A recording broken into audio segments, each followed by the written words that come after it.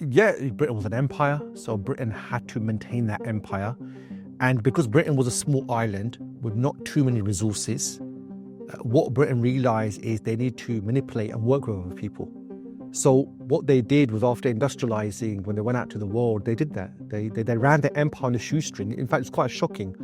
I was just reading a few weeks back that when Britain was ruling over 450 million people, that was the peak. Britain only had an army of 250,000 personnel.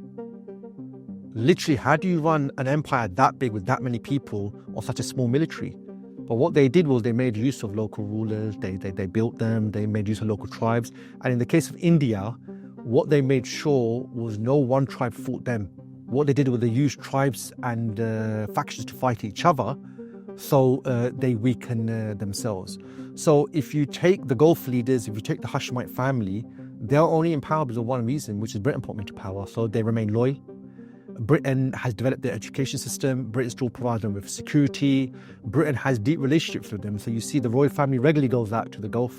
The Gulf princes all come to Sandringham to study, to get military training. So that relationship's been blossomed. And that shows you that just because you're the world superpower doesn't mean someone's going to become an agent for you. A lot of it's based on relationship. And the Hashemites, for example, they owe everything to Britain. They've never been in power. I mean, Jordan's a fake country, shouldn't even exist, really. Never has in history. I mean, if you're to ask what is a Jordanian person, well, actually, it's hard to tell you because there's no specific land called Jordan. It was literally just, or more, there were lines drawn between France and Britain in the Sykes-Picot Agreement.